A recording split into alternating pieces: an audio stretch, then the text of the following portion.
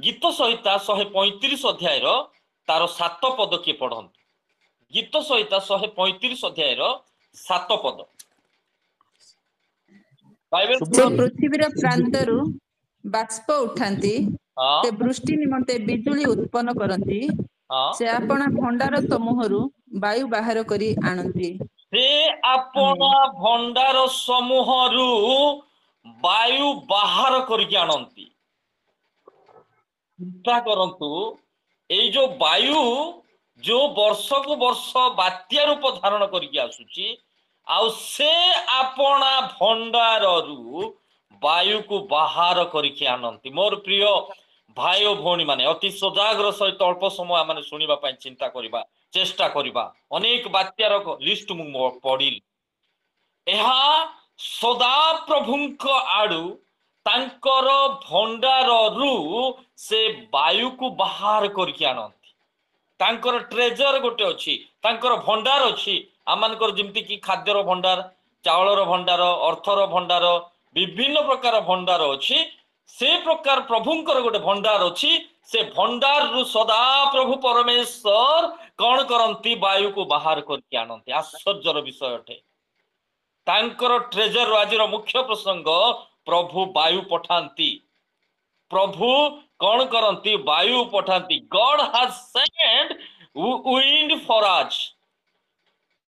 प्रभु आंभ मानक पाखकु वायु को प्रेरण करंती। प्रभुंकर आज्ञा रे आमोस जदि पढ़िबे घरे केतेबेले पढ़िबे किंतु मु प्रसंग जीवा पूर्वरु वायु विषय रे अल्प किछि आपण मानकु मु सूचना दिए बाइबल विषय रे। आमोस 4:13 पद पढ़िबे प्रभु वायु को सृष्टि करिसंती। वायु को प्रभु सृष्टि कले। आमे गछलता पानी पवन झड़ तोफान विभिन्न प्रकार विषय को सृष्टि रो विषय देखिछु आदि पुस्तक रे किंतु आमोस कहंती 4:13 रे प्रभु वायु को सृष्टि करंती।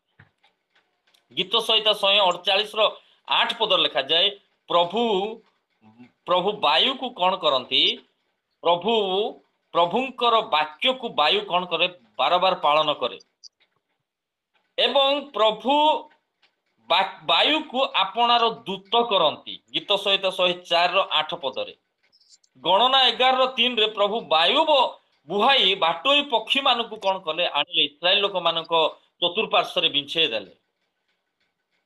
यात्रा पुस्तक 19 एवं 20 चैप्टर पढ़िबे जे जेतेबेले 10 आज्ञा दत्त हला से समय रे वायु सदा प्रभु को आडू बही थिला। अनेक वायु विषय रे अछि किंतु मु प्रसंग को जीवी आपण माने ध्यानर सहित सुनंतु। प्रभु तांकर भंडार रु वायु बाहर करके आनंती। तांकर आज्ञा को बार बार पालन करते आ वायु को आपणार दूत करंती। वायु तांकर कार्य को सफल करे एवं वायु द्वारा से कौन हुअंती तांकर कार्य को सफल करंती। कार गुड रही बंद कर देबे प्लीज। तो प्रभु तांकर वायु को से कौन करंती पठांती। तो अल्प समय मैंने प्रसंग को जीवा मो सहित खोलंतु आयुब पुस्तक 9:17 पद। जल्दी जल्दी पढ़िबा मु जल्दी समाप्त करिया पई चाहे। आयुब पुस्तक 9:17 पद। कारण से बतास रे मते भांगी पकांती ओ अकारण रे मोहर क्षत वृद्धि करंती। से बतास रे मते भांगी पकांती। प्रभु कौन करंती वायु। प्रभु कौन पाई वायु पठांती जे प्रभु वायु द्वारा कौन करंती भांगंती। आयुब कहउचंती से बतास द्वारा मते से कौन करूचंती भांगी पकांती आउ से अकारण रे मोर क्षत को से वृद्धि करंती। वायु पठे कि गोटे जीवन को से भांगंती गोटे कठिन विषय को भांगंती गोटे विषय को से भांगंती काहेकि ना आउ थरे नुआ करिक गठन करिबा पाए। आयुबंकर किछि दोष नथिला। आयुब जने स्वच्छ पवित्र निष्कलंक एवं प्रभु भयकारी एक पवित्र सिद्ध लोक थिले किंतु तांको जीवन को प्रभु वायु पठेले कष्ट पठेले जंत्रणा पठेले अभाव पठेले दुख पठेले सब छाड़ी चली गले तांको गोटे दिन धन संपत्ति नष्ट, गोटे दिन पिला माने नष्ट, तांको देहर समस्त आपाद मस्तक पर्यंत कुंडिया घा कौन पाए प्रभु पठाउछन्ति सेति आयुब कहउछन्ति से वायु पठेकी से बतास पठेकी से मते भांगी पकांती। एक अनेक प्रकार आमानक जीवन रे जदि कौन सी प्रकार विषय जदि घटुची प्रभु को आड़ू हुए बेले बेले आम को कठिन विषय को भांगिबा पाए बेले बेले किछि विषय को प्रभु पठांती। कारण बाइबल रे लेखा जाए प्रभु पुनर्बार गठन करबा पाए भांगंती।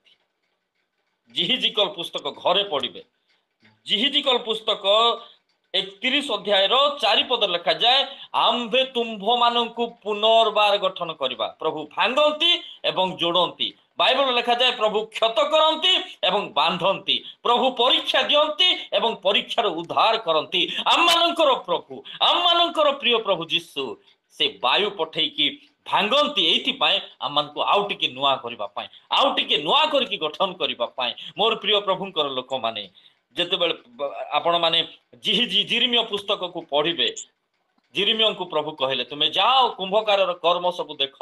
कुंभकार कर्म कि प्रकार जेते बेले कुंभकार का पात्र को से बनौची बिगड़ी गले आउ थरे नुआ करिकी तैयारी करूची। प्रभु कौन करंती नुआ करिकी तैयारी करंती। प्रभु तांकर ना देकी हमकु तैयारी करंती। बाइबल रे लिखा जाए जिरिमिय पुस्तक 19 अन्यर पसंद अनुसार प्रभु आम को गठन कर दियंती। जिसाय 64:8 प्रभु नुआ करिकी गठन करंती एवं जिरिमिय 18:4 प्रभु तांकर इच्छा अनुसार आमको गठन करंती। एवं प्रभु आमको कौन करंती जिहिजिकल 36 अध्याय पढ़िबे 26 पदरे प्रभु नुआ आत्मा आमको देबा पाई भांगी पकांती। भांगिला परे नुआ पार्ट्स से लगे दियंती। जदि कौन सी विषय कठिन अच्छी, कौन सी विषय जदि कार्य करूना एक गाड़ी सदृश कौन करे प्रभु भांगंती ताकू रिपेयरिंग करिया पाए नुआ नाम दियंती। सेतिपाई जिहिजिकल कहले प्रभु आमको नुआ नाम दियंती। नुआ आत्मा आमनकर एई मांसमय शरीर रे नुआ आत्मा दियंती, नुआ नाम दियंती। अनेक लोगों को प्रभु नुआ नाम देले। कौन कौन पाउल साउल को पाउल कर देले, आयुबं को जाकुबं को प्रभु इस्राएल नाम रे नामित कले। अनेक लोकंकर ना परिवर्तन हैला, सेमानकर जीवन परिवर्तन हैला, सेमानकर कार्य परिवर्तन हैला। जते बेले जाकुब जते बेले मामू घर फेरुछंती फेरिवा समय रे देखिले मते प्रभुंकर बिना आशीर्वाद रे मु आगो को जाई परिबे नाही। से प्रार्थना करूछंती, राति सारा प्रभुंक निकट रे प्रार्थना करूछंती, प्रभु को धरि पकाउछंती। प्रभु आशीर्वाद कले तुमको छाड़ीबी नाही। तो प्रभु गोटे कथा कहले तुम ना कौन जेते से ना निजर ना को प्रकाश करछंती, निजर ना मामू को ठकी थिले, निजर बापा को ठकी थिले, निजर भाई को ठकी थिले, किंतु प्रभु को ठकी पारु नाहांती। से भांगुछंती, से भांगुछंती से स्थान रे निजको कहउछंती प्रभु मो ना जाकुब अटे। प्रभु कहले आज ठारू तुमरो ना जाकुब हबो नाही, आज ठारू मु तुमको इस्राएल नाम रे नामित करूछि। मोर प्रिय प्रभु लोक माने आम मानकर जीवन में जदि कौन सी कठिनता अच्छी किछि किछि विषय पठे कि प्रभु आम को भांगंती, आम को चूर्ण करंती, आम को नम्र करंती। जेते बेले आयुब भांगिले से घाटी रे प्रभु को सहित साक्षात हला परे जेते बेले भाई को पाखु को जाउछंती आउ जाकुब कौन करूछंती। जाकुब आदि पुस्तक 31-32 पढ़िबे जाकुब कौन करूछंती भाई को जाई प्रणाम करूछंती। जे कि बड़ हेबी बोलिबा लोक भाई को पाखरे मुंडिया मारुछंती, भाई को निकट रे प्रणाम करूछंती, भाई को भेटी कौन करूछंती धन संपत्ति जाचुछंती। जे कि नेबी बोलिबा कहिबा लोक देवार व्यक्ति हेले, जे कि बड़ हेबार व्यक्ति हेबालो भाबिबा व्यक्ति से दिने प्रभु दिने भाई को पाखरे से कौन करूछंती प्रणाम करूछंती। एक विच्छिन्न हो जाइथिबा व्यक्ति भाई को सहित मिलित होउछंती। एहा प्रभु तांको भांगिबा हेतु जेते बेले आयुबं को जीवन को जेते बेले देखिबे आयुबं को प्रभु भांगिले, आयुबं को प्रभु भांगिले, आयुब छाड़िले नहीं प्रभु को कहउछंती। आयुब कहउछंती प्रभु तुमर बतास मत भांगी देइछि, किंतु प्रभु आयुबं को ए प्रकार गठन कले 41-42 अध्याय पढ़िबे आयुबंकर प्रथम अवस्था अपेक्षा तार शेष अवस्था 2 गुणित भाव प्रभु आशीर्वाद कले।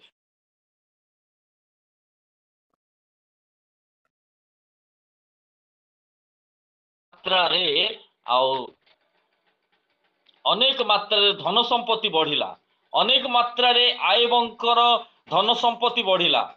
ଆୟବଙ୍କର ପିଲାମାନେ ସେଇ ସମୟରେ ଏତେ ସୁନ୍ଦର ପିଲାମାନେ ଜନ୍ମ ହେଲେ, କାହିଁକି? ଆୟବ କୁ ପ୍ରଭୁ ଭାଙ୍ଗିଥିଲେ। ଆଜି ଆମେ କହିବା କି ପ୍ରଭୁ ଯଦି ଆମେ ନୂଆ ହେବା ପାଇଁ ଚାହୁଁଛୁ, ଯଦି ଆମେ ପ୍ରଭୁଙ୍କୁ କହିବା କି ପ୍ରଭୁ ସେ ବାୟୁ ଟିକେ ମୋ ପାଖକୁ ପଠେଇ ଦିଅନ୍ତୁ, ପ୍ରଭୁ ମୋର କୋଉ ବିଷୟ ଆଜି ମୁଁ କଠିନ ଅବସ୍ଥାରେ ଅଛି, ମତେ ଯାହା ଭାଙ୍ଗିବାର ଅଛି, ପ୍ରଭୁ ତୁମର ସେ ବାୟୁ ଟିକେ ପଠାଅ ଏବଂ ଭାଙ୍ଗି ଦିଅ, ଯେପରି ମୁଁ ତୁମ ପାଇଁ ନୂଆ ହେବା ପାଇଁ ଚାହୁଁଛି, ମୁଁ ତୁମ ପାଇଁ ବ୍ୟବହାର ହେବା ପାଇଁ ଚାହୁଁଛି। ସେଇଥିପାଇଁ ବାୟୁ ପ୍ରଭୁ ପଠାନ୍ତି। ଆମେ ପାଠ କରିବା ଗୀତ ସଂହିତା 83 ଅଧ୍ୟାୟ, ଜଲ୍ଦି ଜଲ୍ଦି ପଢିବା ଗୀତ ସଂହିତା 83 ଅଧ୍ୟାୟର 15 ପଦ। ପ୍ରଭୁଙ୍କ ନାମ ଧନ୍ୟବାଦ ହେଉ। ହାଲେଲୁୟା, ପ୍ରେଜ୍ ଦ ଲର୍ଡ। ତାହାପରି ତୁମ୍ଭେ ଆପଣା ଝଡ଼ ଦ୍ୱାରା ସେମାନଙ୍କ ପଛେ ପଛେ ଗୋଡ଼ାଅ ଓ ଆପଣା ପ୍ରଚଣ୍ଡ ବତାସ ଦ୍ୱାରା ସେମାନଙ୍କୁ ଭୟଗ୍ରସ୍ତ କର। ଆପଣ ପ୍ରଚଣ୍ଡ ବତାସ ଦ୍ୱାରା ପ୍ରଭୁ କଣ କରନ୍ତି? ଭୟଗ୍ରସ୍ତ କରନ୍ତି।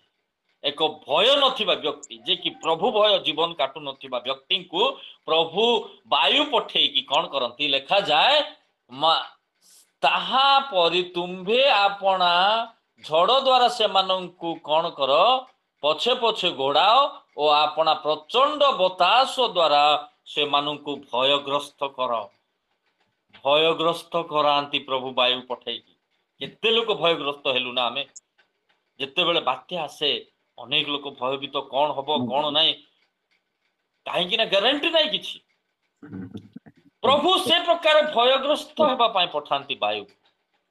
ଯେଉଁମାନେ ପ୍ରଭୁଙ୍କୁ ଭୟ କରନ୍ତି ନାହିଁ ସେମାନଙ୍କୁ ପ୍ରଭୁ ଏଇଥିପାଇଁ ବାୟୁ ପଠାନ୍ତି, ସେମାନେ ଭୟଗ୍ରସ୍ତ ହୁଅନ୍ତୁ, ସେମାନେ ତାଙ୍କ ପଛେ ପଛେ ଆସନ୍ତୁ। କାରଣ ସେ 83 ଗୀତର 16 ପଦରେ ପ୍ରଭୁ ତାଙ୍କ ପାଖକୁ ଆଣିବା ପାଇଁ ସେ କଣ କରନ୍ତି? ଭୟକୁ ପଠାନ୍ତି, ବତାସକୁ ପଠାନ୍ତି, ତାଙ୍କ ପଛେ ପଛେ ଘୋଡ଼ାନ୍ତି। ବିଭିନ୍ନ ସମସ୍ୟା, କଷ୍ଟ, ଯନ୍ତ୍ରଣା ପ୍ରଭୁଙ୍କ ନିକଟକୁ। ମୋର ପ୍ରିୟ ପ୍ରଭୁଙ୍କ ଲୋକମାନେ, ଭୟ ଯେତେବେଳେ ଜୁନସ ଅଧ୍ୟାୟ ପଢିବେ, ଯେତେବେଳେ ଜୁନସ ଯେତେବେଳେ ଆଉ ଯାଇକି ଆଉ ଜାହାଜରେ ଶୋଇଛନ୍ତି, ଯେତେବେଳେ ଝଡ଼ ତୋଫାନ ସେ ସ୍ଥାନକୁ ପ୍ରଭୁ ପ୍ରେରଣ କଲେ, ଜୁନସ ତ ମାଛ ପେଟକୁ ଚାଲିଗଲେ, କିନ୍ତୁ ସେଇ ସ୍ଥାନରେ ଥିବା ଲୋକମାନେ, ଯେଉଁମାନେ କି ଅନ୍ୟ ଜାତିର ଲୋକମାନେ ଜାଣୁଛନ୍ତି ସଦା ପ୍ରଭୁ ପରମେଶ୍ୱର ବାୟୁ ପଠେଇକି ଏହାକୁ କଣ କଲେ?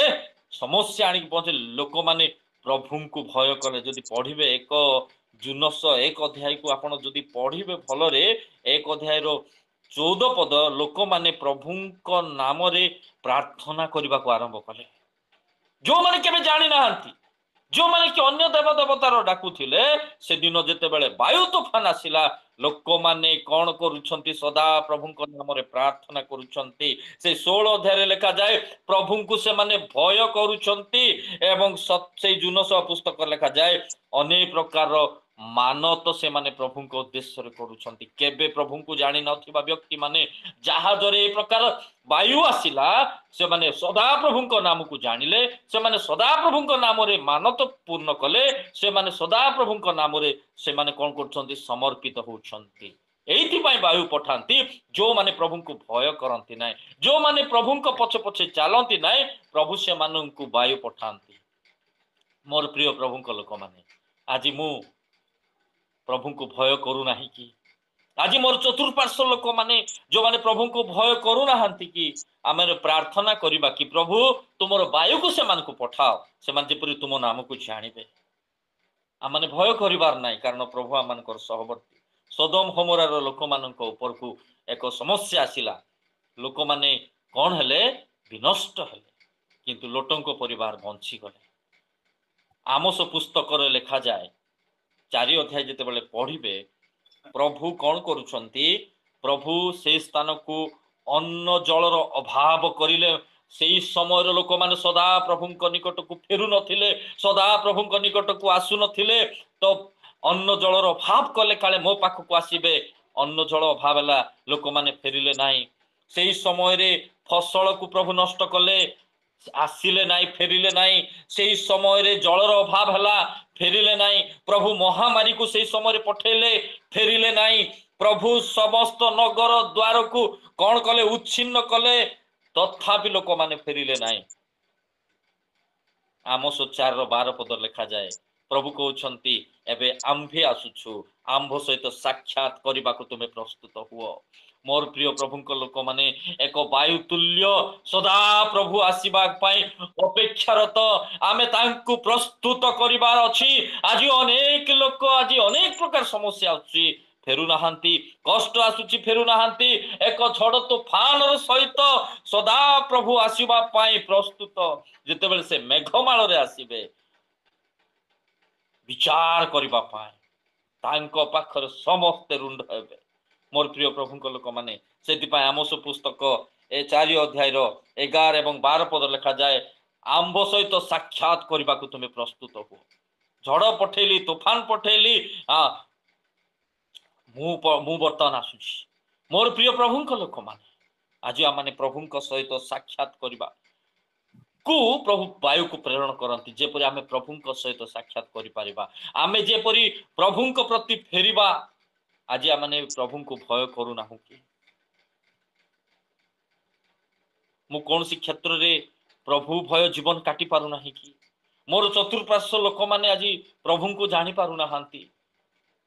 ମାଟି, କାଠ, ପଥରର ଦେବତାର ସେମାନେ ପୂଜା କରୁଛନ୍ତି।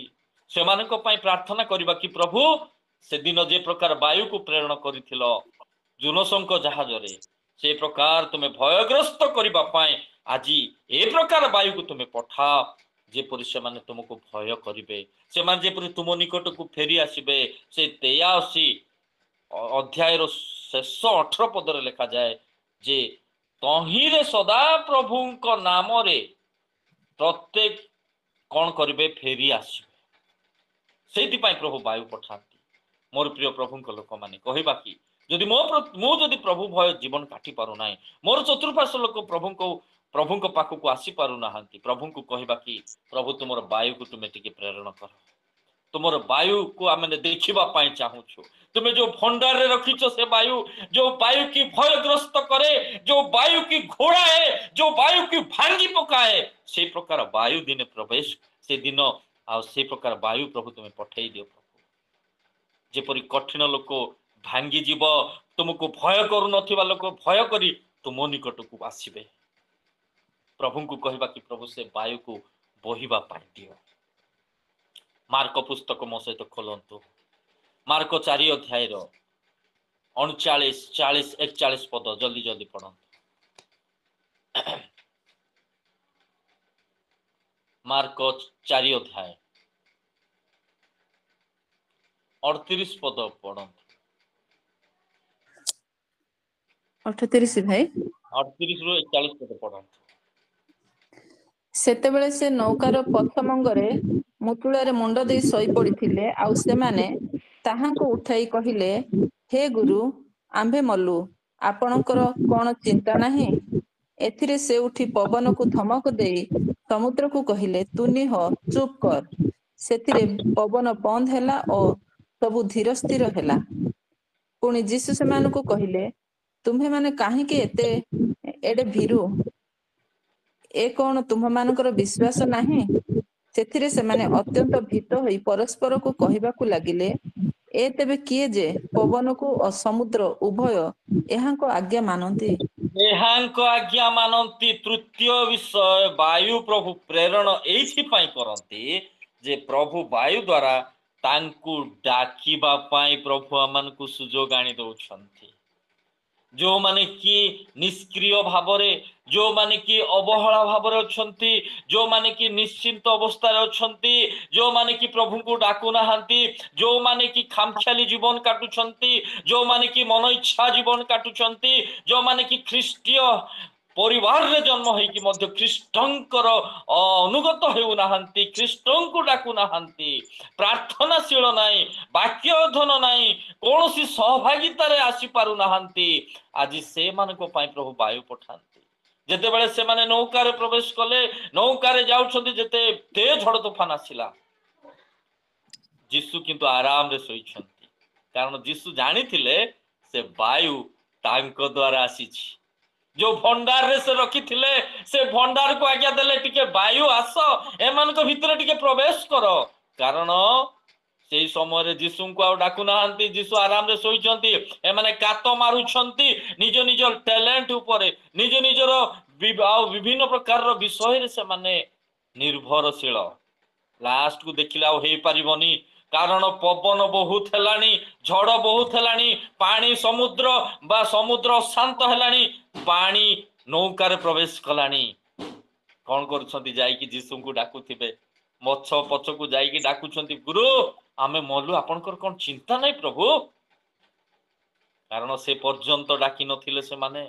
ମୋର ପ୍ରିୟ ପ୍ରଭୁଙ୍କ ଲୋକମାନେ, ଆଜି ଆମେ ଯେପରି ଅଧିକ ତାଙ୍କ ନିକଟବର୍ତ୍ତୀ ହେଇପାରିବା, ଅଧିକ ତାଙ୍କର ସାନ୍ନିଧ୍ୟ ଭିତରକୁ ଆସିପାରିବା, ଅଧିକ ପ୍ରାର୍ଥନା ଜୀବନ କାଟି ପାରିବା, ଅଧିକ ତାଙ୍କୁ ଉଠେଇ ପାରିବା, ଜଗେଇ ପାରିବା, ଡାକି ପାରିବା। ଅନ୍ଧ ବ୍ୟକ୍ତି ଯେତେବେଳେ ପଥ ପାର୍ଶ୍ୱରେ ବସୁଛନ୍ତି, ଦେଖିଲେ ଯେ ଏ ସାଇଡ ଦେଇକି ଯୀଶୁ ଯାଉଛନ୍ତି, ଜିରିହ ଦେଇକି ଡାକୁଛନ୍ତି, ହେ ଦାଉଦ ସନ୍ତାନ ଯୀଶୁ, ଏଇ ଚାନ୍ସ କୁ ଯଦି ମୁଁ ହରେଇବି ଆଉ ମତେ କେବେ ଯୀଶୁ ଆଉ ମତେ ଆଉ ହବଡ କରିପାରିବ ନାହିଁ। ଡାକୁଛନ୍ତି, ପ୍ରଭୁ ମତେ ଉଦ୍ଧାର କର, ପ୍ରଭୁ ମତେ ରକ୍ଷା କର। ମୋର ପ୍ରିୟ ପ୍ରଭୁଙ୍କ ଲୋକମାନେ, ଆଜି ଆମମାନଙ୍କୁ ଡାକିବା ପାଇଁ ପ୍ରଭୁ ଏକ ଝଡ଼ ତୋଫାନର ସମସ୍ୟା ଆଣନ୍ତି। ଆମେ ଯେପରି ପ୍ରଭୁଙ୍କୁ ଅଧିକ ଡାକିବା, ଅଧିକ ତାଙ୍କୁ ଉଠେଇବା। ମୋର ପ୍ରିୟ ପ୍ରଭୁଙ୍କ ଲୋକମାନେ, ଆଜି ଆମମାନେ ଖାମଖିଆଲି ଜୀବନ କାଟୁଛୁ କି?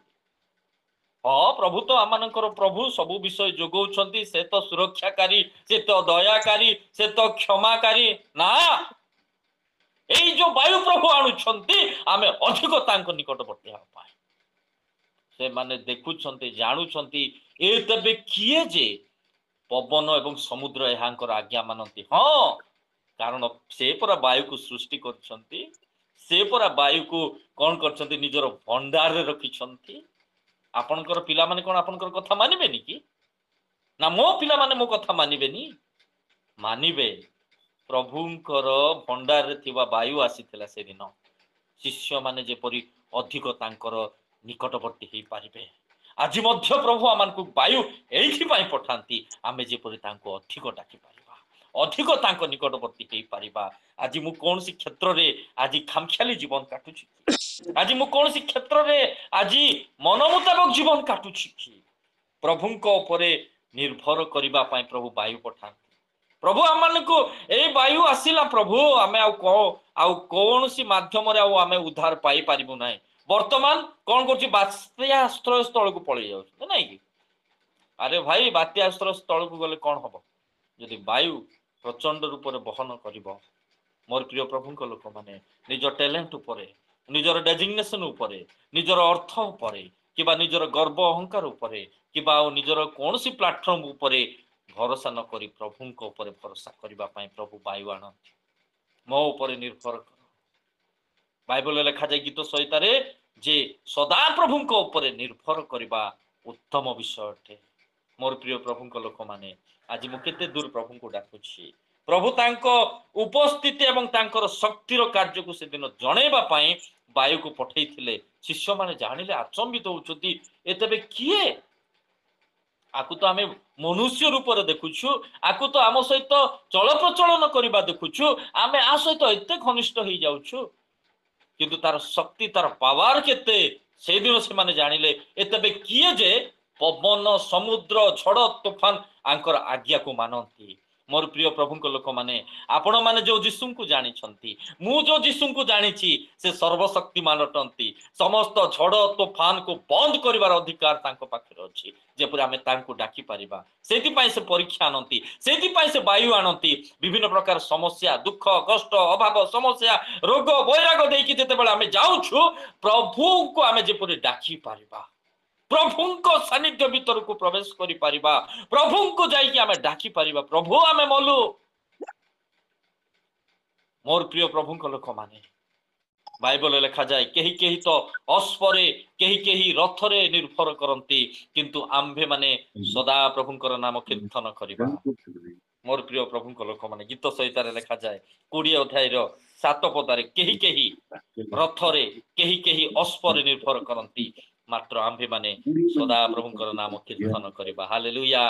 आपण माने कौन सी रथ उपरे कौन सी अश्व उपरे निर्भर करंतु ना प्रभु को डाकंतु प्रभु वायु आसिला प्रभु को डाकंतु आपणकर समस्त समस्यार समाधान प्रभु को पाखरे अछि गोटे कथारे प्रभु चुप करे देबे कारण प्रभु पूरा वायु पठेबे प्रभु पूरा भांगंती एवं गठन कर दियंती सेतिपाई प्रभु एथिपाई वायु पठांती कारण हितोपदेश रे लिखा जाए हितोपदेश रे लिखा जाए जे युद्ध निमंते गीतोपदेश 21 ର 31 पद पढ़िबे युद्ध निमंते अश्व सुसज्जित हुए सत किंतु जय सदा प्रभु ठारू हुए।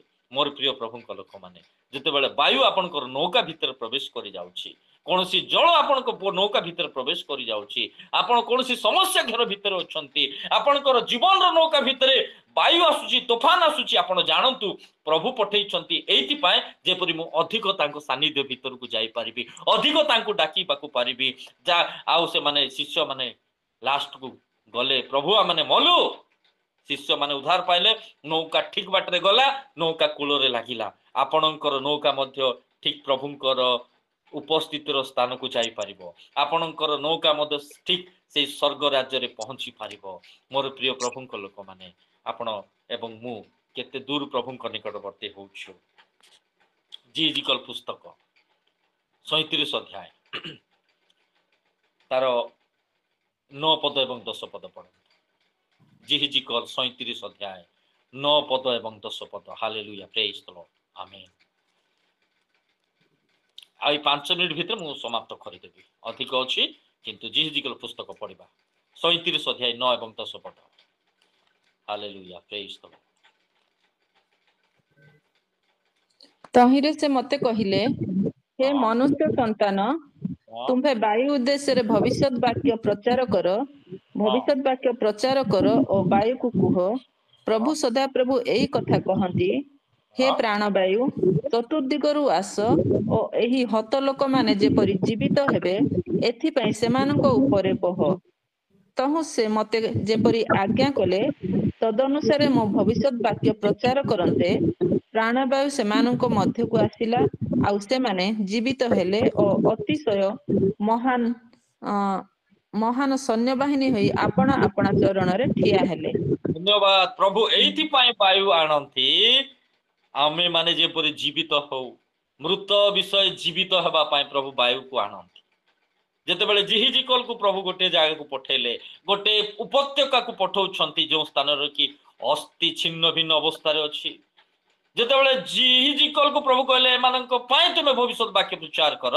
जेतेबेले भविष्यत वाक्य प्रचार हला विभिन्न भाबरे आ अस्थि सब संयुक्त हला एवं से माने संयुक्त हेले से माने कोन हेले प्रभु संयुक्त करंती छिन्न भिन्न हो जाइथिबा विषय को वायु द्वारा प्रभु कोन करंती संयुक्त करंती एथि पई प्रभु वायु को प्राधान्य दियंती एथि पई प्रभु वायु को पठांती एवं प्रभु कोन करंती एकत्र कर दियंती समस्त विषय एकत्र हे गला एवं प्रभु कोन कले जीजिकल को कहले तुमे वायु उद्देश्य रे प्रचार कर जेतेबेले वायु उद्देश्य रे प्रचार कले एमानक भितरे वायु प्रवेश करिला एमाने जीवित हेले एमाने महती सेना हेले एमाने कोन होउछंती आपना आपनार चरण रे ठिया होउछंती। मोर प्रिय प्रभुंक लोक माने आपणकर कोनसी अंग शुष्क हो जाइछि जदि आपणकर आध्यात्मिक कोनसी अंग जदि शुष्क अछि आपणक परिवार रे जदि आपणकर शारीरिक भाव रे आर्थिक क्षेत्र रे चाकरी क्षेत्र रे व्यवसाय क्षेत्र रे आपणकर पिलामानकर पाठ पढ़ा क्षेत्र रे किबा आपणकर कोनसी परिवार कोनसी मैटर रे जदि शुष्क अवस्था अछि आपण प्रभु को कहंतु प्रभु से दिन जी कल जे प्रकार वायु उद्देश्य प्रचार करथिला आज मु प्रभु तुम निकट रे प्रार्थना करछि तुमर वायु को टिके पठेई दियो से वायु आसु आमानकर शुष्क समस्त विषय को प्रभु जीवित करि दो मोर आत्मिक शारीरिक आर्थिक सब क्षेत्र को प्रभु तुमे जीवित करि दियो जदि आपण कोनसी शुष्क अवस्था रे जाउछंती मार्क 2 अध्याय रे गोटे शुष्क अस्त वाला ଯୀଶୁଙ୍କ ପାଖରେ ଠିଆ ହେଇଛି। ଯୀଶୁ କହିଲେ ଆସିକି ମଝିରେ ଠିଆ ହୁଅ, ତୁମର ହସ୍ତ ମୋ ପ୍ରତି ବଢେଇ ଦିଅ। ଯେତେବେଳେ ପ୍ରଭୁଙ୍କ ପ୍ରତି ତାଙ୍କର ହସ୍ତ ସେ ବଢେଇ ଦଉଛନ୍ତି, ପ୍ରଭୁ ତାଙ୍କୁ କଣ କଲେ, ତାର ହସ୍ତକୁ, ଶୁଷ୍କ ହସ୍ତକୁ ସୁସ୍ଥ କରିଦେଲେ। ଆଜି ସେମାନେ କଣ ହେଲେ, ପ୍ରଭୁ କଣ କଲେ, ଜୀବିତ କଲେ, ମୃତ ବିଷୟକୁ ଜୀବିତ କରନ୍ତି। ମହତି ସେନା ବାହିନୀ ହେଲେ ଏକ ଦୁର୍ବଳ ଛିନ୍ନ ଭିନ୍ନ ଅବସ୍ଥାରେ ପଡିଥିବା ବ୍ୟକ୍ତି ଗୋଟିଏ ଜାଗାରେ କଲେକ୍ଟ ହେଲେ, ଗୋଟିଏ ଜାଗାରେ ସଂଯୁକ୍ତ ହେଲେ, ପ୍ରଭୁଙ୍କ ଆଡୁ ବାୟୁ ଆସିଲା, ଜୀବିତ ହେଲେ, ମହତି ସେନା ହେଲେ। ଆପଣ କମ ଭାବନ୍ତୁ ନାହିଁ, ଆପଣଙ୍କର ପରିବାରକୁ କମ ଭାବନ୍ତୁ ନାହିଁ, ଆପଣ ସମାଜକୁ କମ ଭାବନ୍ତୁ ନାହିଁ, ଆପଣଙ୍କର ମଣ୍ଡଳୀକୁ କମ ଭାବନ୍ତୁ ନାହିଁ। ପ୍ରଭୁ ଆପଣଙ୍କୁ ଏକ ମହତି ସେନା କରିବା ପାଇଁ ଚାହାନ୍ତି, ଏକ ଜୀବିତ କରିବା ପାଇଁ ଚାହାନ୍ତି। ଆପଣଙ୍କର ଶୁଷ୍କ ବିଷୟକୁ ଜୀବିତ କରନ୍ତି, ଆପଣ ଅଳ୍ପ ବିଷୟକୁ ପ୍ରଭୁ ମହତ ସେନା କରିଦିଅନ୍ତି। ଅଳ୍ପ ବିଷୟ ଯାହା ଆପଣଙ୍କର ଆତ୍ମିକ ବିଶ୍ୱାସ, ଶାରୀରିକ, ଆର୍ଥିକ ଅଳ୍ପ ହଉ, ଶୁଷ୍କ ହଉ, ପ୍ରଭୁଙ୍କ ବାୟୁକୁ ଆପଣ ମାଗନ୍ତୁ। ପ୍ରଭୁ ସେ ବାୟୁ ଟିକେ ବହେଇ ଦିଅ ମୋ ଜୀବନରେ, ମୋ ପରିବାର ଜୀବନରେ। ଆପଣଙ୍କର ଜୀବନ ଲାଇଫ ବଦଳିଯିବ। ସେଇ ପବନ ଯେତେବେଳେ ବହିଯିବ, ସବୁ ପ୍ରକାର ଜୀବିତ ହେଇଯିବ, ସବୁ ପ୍ରକାର ଶୁଷ୍କ ଅଙ୍ଗ ସବୁ ସଂଯୁକ୍ତ ହେଇଯିବ, ମହତି ସେନା ହେଇଯିବ, ଏବଂ ଆପଣା ଆପଣା ଚରଣରେ ସେମାନେ ଠିଆ ହେଲେ। ହାଲେଲୁୟା। ଯୋଉମାନେ କି ଛିନ୍ନ ଭିନ୍ନ ଅବସ୍ଥାରେ ଥିଲେ, ମୋର ପ୍ରିୟ ପ୍ରଭୁଙ୍କ ଲୋକମାନେ, ଆପଣଙ୍କର ଜୀବନରେ ଆଜି ସଜୀବ ହେବା ପାଇଁ ଚାହୁଁଛନ୍ତି କି? ଆମର ପ୍ରାର୍ଥନା ଉପାସନା, ରୋମୀ ପୁସ୍ତକ 12 ଅଧ୍ୟାୟ, ଆମମାନଙ୍କର ପ୍ରାର୍ଥନା ଉପାସନା ସଜୀବ ହେବାର ଅଛି। ଆମମାନଙ୍କର ପ୍ରାର୍ଥନା ସଜୀବ ହେବାର ଅଛି। ଏଲିଓ ପ୍ରାର୍ଥନା କଲେ, ସ୍ୱର୍ଗରୁ ଅଗ୍ନି ଆସିଲା। ପ୍ରଥମ ଖ୍ରୀଷ୍ଟାବ୍ଦ ମଣ୍ଡଳୀର ଲୋକମାନଙ୍କର ସହଭାଗିତା ସଜୀବ ଥିଲା। ପ୍ରତ୍ୟେକ ଦିନ ମଣ୍ଡଳୀ ସହିତ କଣ ହେଲା, ସଂଯୁକ୍ତ ହଉଥିଲେ। ମୋର ପ୍ରିୟ ପ୍ରଭୁଙ୍କ ଲୋକମାନେ, ପ୍ରଭୁ ଯୀଶୁ ଖ୍ରୀଷ୍ଟ ହଉଛନ୍ତି ମଣ୍ଡଳୀର ମସ୍ତକ ସ୍ୱରୂପ। ଆମେ ଅଙ୍ଗ ପ୍ରତ୍ୟଙ୍ଗ ଅଟୁ। ଯଦି ଆମେ ଅଙ୍ଗ ପ୍ରତ୍ୟଙ୍ଗ, ଯଦି କୌଣସି ବିଷୟରେ ଯଦି ଆମେ ଶୁଷ୍କ ଅଛୁ, ସେଇ ମସ୍ତକକୁ କୁହନ୍ତୁ, ପ୍ରଭୁ ତୁମର ବାୟୁ ଟିକେ ପଠେଇ ଦିଅ। ଆପଣ ଚିନ୍ତା କରିଛନ୍ତି, ଯେତେବେଳେ ଆପଣ ଶରୀରରେ ଗୋଟିଏ, ଆଉ ଭଲ ଟେଷ୍ଟ କଥା ମୁଁ କହିବି ଆପଣଙ୍କୁ, ଯେତେବେଳେ କୌଣସି ମାଡ଼ ବାଜିଯିବ ଆପଣଙ୍କର ହାତରେ କିମ୍ବା କୌଣସି ଆଙ୍ଗୁଠିରେ, କୋଉଠି ମାଡ଼ ବାଜିବା କିମ୍ବା କୌଣସି ନିଆଁ ଲାଗିଯିବ, ଟିକେ ନିଆଁ ଝାଙ୍କ ଲାଗିଯିବ, ଆପଣ କଣ କରନ୍ତି? ସାଙ୍ଗେ ସାଙ୍ଗେ ଫୁଙ୍କନ୍ତି ନା? କାହିଁକି? ଟିକେ ଆରାମ ଲାଗିବ। ପ୍ରଭୁଙ୍କୁ କୁହନ୍ତୁ, ପ୍ରଭୁ ମୋର ଶରୀରରେ, ମୋର ପରିବାରରେ, ମୋର ଆତ୍ମିକ ଜୀବନରେ, ମୋର ଆର୍ଥିକ କ୍ଷେତ୍ରରେ, ମୋର ପରିବାର ଅନେକ ଜୀବନରେ ଆଜି ଶୁଷ୍କତା, ତୁମେ ଟିକେ ଫୁଙ୍କି ଦିଅ, ତୁମର ବାୟୁକୁ ଟିକେ ବହେଇ ଦିଅ। ପ୍ରଭୁଙ୍କ ଆଡୁ ଯୋଉ ବାୟୁ ଆସିଲା, ମହତି ସିନା ହେଇଗଲା। ମୋର ପ୍ରିୟ ପ୍ରଭୁଙ୍କ ଲୋକମାନେ, ଆଜି ଆମମାନେ ଶୁଷ୍କ ଅବସ୍ଥା ଦେଇ କୌଣସି କ୍ଷେତ୍ରରେ ଯଦି ଯାଉଛୁ, ପ୍ରଭୁଙ୍କର ବାୟୁକୁ ମାଗନ୍ତୁ। ସେଇଥିପାଇଁ ବାୟୁକୁ ପ୍ରଭୁ ପଠାନ୍ତି, ଯେ ଆମେ ଯେପରି ଜୀବିତ ପ୍ରାଣୀ ହେଉ, ଆମର ଆତ୍ମିକ ଶାରୀରିକ ସବୁ ଜୀବିତ ହଉ, ଶୁଷ୍କ ଅଙ୍ଗ ସବୁ ଆଉ କଣ ହଉ, ଏକ ମହତି ସେନାରେ ପରିପୂର୍ଣ୍ଣ ହଉ। ଆମେ ପ୍ରଭୁଙ୍କ ପାଇଁ ଠିଆ ହେଇ ପ୍ରଭୁଙ୍କର ଗୌରବ କରିବା। ଗୋଟିଏ ପଦ ପଢିବା, ସମାପ୍ତ କରିବି, ଯେତେ ଜଲ୍ଦି ଚାହିଁବେ ବି ମଧ୍ୟ ହେଇପାରୁନାହିଁ। ପ୍ରେରିତ 2 ଅଧ୍ୟାୟ ଖୋଲନ୍ତୁ, ପ୍ରେରିତ 2 ଅଧ୍ୟାୟ ମୋ ସହିତ, ଏବଂ 1 ରୁ 4 ପଦ ପଢନ୍ତୁ, ତାପରେ ଆମେ ସମାପ୍ତ କରିଦେବା। ପ୍ରେରିତ 2 ଅଧ୍ୟାୟ। ହାଲେଲୁୟା। ପ୍ରଭୁ ପେଣ୍ଟିକଷ୍ଟ ଦିବସ ଉପସ୍ଥିତ ହୁଅନ୍ତେ ସମସ୍ତେ ଏକ ସ୍ଥାନରେ ଏକାଠି ଥିଲେ, ଆଉ ପ୍ରବଳ ବେଗରେ ବହୁଥିବା ପ୍ରଚଣ୍ଡ ପବନର ଶବ୍ଦ ତୁଲ୍ୟ ଗୋଟିଏ ଶବ୍ଦ ହଠାତ୍ ଆକାଶରୁ ଆସି ଯେଉଁ ଗୃହରେ ସେମାନେ ବସିଥିଲେ, ସେଇ ଗୃହର ଚାରିଆଡେ ବ୍ୟାପିଗଲା। ଆଉ ନିଆଁ ଭଳି ଜିହ୍ୱାଗୁଡ଼ିକ ସେମାନଙ୍କ ଦୃଷ୍ଟିଗୋଚର ହୋଇ ଗୋଟି ଗୋଟି କରି ସେମାନଙ୍କ ପ୍ରତ୍ୟେକ ଜଣଙ୍କ ଉପରକୁ ଓହ୍ଲାଇ ଆସିଲା। ସେଥିରେ ସମସ୍ତେ ପବିତ୍ର ଆତ୍ମାରେ ପରିପୂର୍ଣ୍ଣ ହେଲେ। ପୁଣି ଆତ୍ମା ସେମାନଙ୍କୁ ଯେପରି କହିବାକୁ ଶକ୍ତି ଦେଲେ, ତଦନୁସାରେ ସେମାନେ ଅନ୍ୟାନ୍ୟ ଭାଷାରେ କଥା କହିବାକୁ ଲାଗିଲେ। ପ୍ରଭୁ ଆମେନ୍। ବାୟୁ ପଠାନ୍ତି ପଞ୍ଚମ ବିଷୟ, ଯେ ପବିତ୍ର ଆତ୍ମାରେ ପୂର୍ଣ୍ଣ କରିବା ପାଇଁ, ଏକ ଶକ୍ତି ଯୁକ୍ତ କରିବା ପାଇଁ। ମୋର ପ୍ରିୟ ପ୍ରଭୁଙ୍କ ଲୋକମାନେ, ପବିତ୍ର ଆତ୍ମାରେ ସେମାନେ ପରିପୂର୍ଣ୍ଣ। ବାୟୁ ସଦୃଶ୍ୟ ଅକସ୍ମାତ ଯୋଉ ଗୃହରେ ସେମାନେ ବସିଥିଲେ, ଲେଖାଯାଏ, ଆଉ ପ୍ରଚଣ୍ଡ ବେଗରେ ବହୁଥିବା ପବନ, ପ୍ରଚଣ୍ଡ ୱାର୍ଡ ଲେଖା ହେଇଛି, ଆପଣ ଦେଖନ୍ତୁ, ମୋ ବାଇବେଲରେ ଲେଖା ହେଇଛି, ପ୍ରଚଣ୍ଡ ଆଉ ପ୍ରବଳ ବେଗରେ ବହୁଥିବା ପ୍ରଚଣ୍ଡ ପବନର ଶବ୍ଦ, ପ୍ରଚଣ୍ଡ ପବନର ଶବ୍ଦ। ବର୍ତ୍ତମାନ ଟିଭିରେ ଜଣେ ପ୍ରବଳ ମାତ୍ରାରେ ବର୍ଷା ହବ, ପ୍ରବଳ ମାତ୍ରାରେ पवन बहिब सेई पेंटिकस्टल दिन रे प्रचंड पवन आसीथिला प्रभु वायु प्रेरण कले आत्मा आसीगला से भीतर को आम मध्य को तांकर पवित्र आत्मांकर दान पाए से पठांती वायु कारण प्रभु पवित्र आत्मा द्वारा से कौन कले शक्ति युक्त कले से साहस प्राप्त कले से प्रभु साक्षी हेले गोटे दिन रे से गोटे दिन रे 3000 लोक मंडली सहित संयुक्त हेले पवित्र आत्मा रे से पूर्ण होई प्रभु व्यवहार हेले पवित्र आत्मा कर टॉपिक अनेक अच्छी किंतु से अनुकू जीवाई चाहे ना मोर प्रिय प्रभु लोक मैंने पवित्र आत्मा को दुख दियो ना बोली लिखा जाए पवित्र आत्मा को निर्वाण करो ना बोली लिखा जाए कारण पवित्र आत्मा कार्य आमे जे प्रभुंकर संतान संतति अटू